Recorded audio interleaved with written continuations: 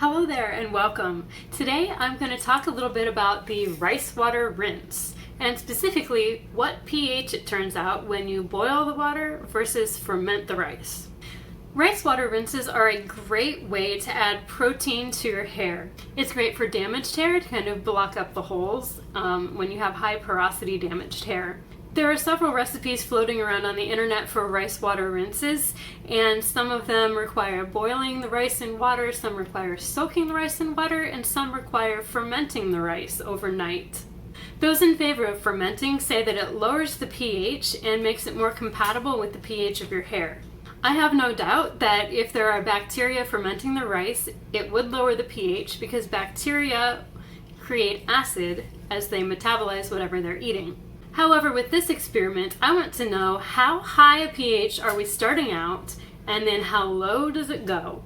Because the pH scale goes from 1 to 14, and if you put something on your hair that's too high a pH or too basic, it's going to damage your hair. Likewise, if you put something on your hair that's too low a pH, too acidic, it's going to damage your hair. Hair is about pH 3.6. Your scalp is about pH 5.5.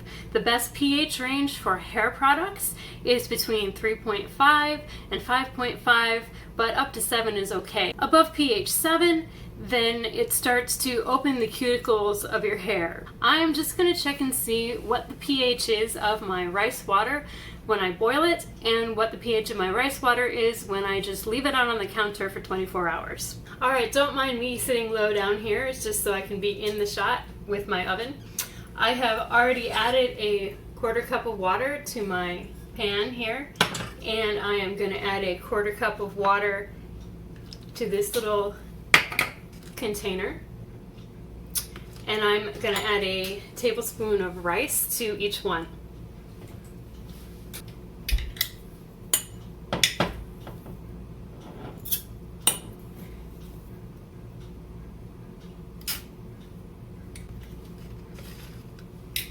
Alright, well, this one is done. It's going to sit on my counter until tomorrow, and we'll check it out tomorrow. This one we're going to boil. We're going to get it heated up, and once it starts to boil, we are going to boil it for 5 minutes. And we're just going to hang out here and let her boil.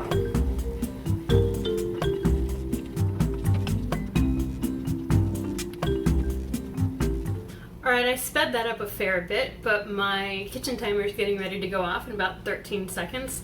When I only put a 1/4 cup of water in here, most of the water boiled off. If you do this making rice water for your hair, you're going to want to use more water than this.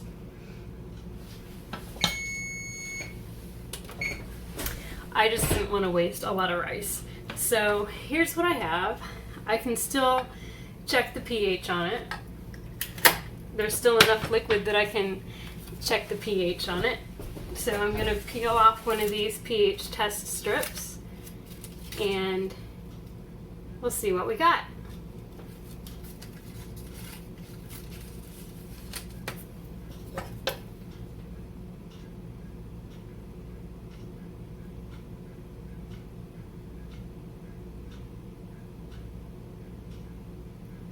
This is kind of cool. It's turning bright green. So green on here, I think the closest color that it corresponds to on my test strip is pH 10. I've put water on one end of the test strip and the rice water bath on the other side, so you can tell the difference between water, which my water is between pH 7 and 8, and this rice water bath, which is more green and therefore more basic than my tap water. So here's the deal. According to Sciencey Hair Blog, hair products with pH lower than 4 or higher than 9 can damage your hair. I'm curious now, because my water is somewhere around pH 7.5. If I start out with more acidic water, will this rice water rinse be less basic? I have bottled water, so let's see. All right, Great Value Purified Spring Water, what pH are you?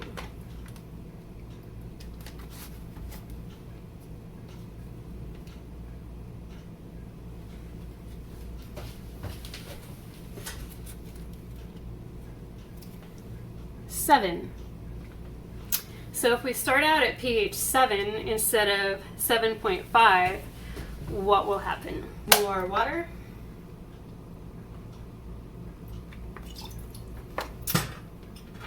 And more rice.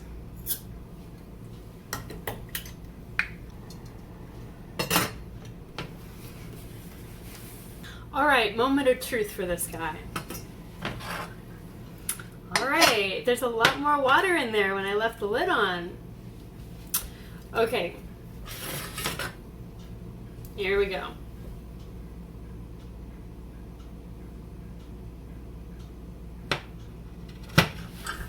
Yep, this is pH 7.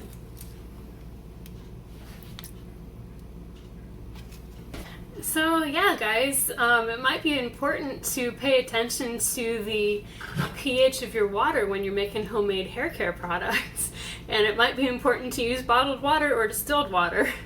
The real moment of truth is going to be tomorrow when we find out whether fermenting the rice water rinse can lower the pH to a tolerable level for hair products. So it has been more than 12 hours since I did my little experiment last night. We can test the pH of our rice water rinse here and see if the fermentation process has occurred. When we ferment something without adding any microorganisms to it, we are using wild yeast, which is a mixture of yeast and bacteria that produce acid that are present in the environment and on your skin, and they go to work inside your mixture producing alcohols and acids like when you make sourdough bread. And this theoretically lowers the pH, so we'll see what we've got.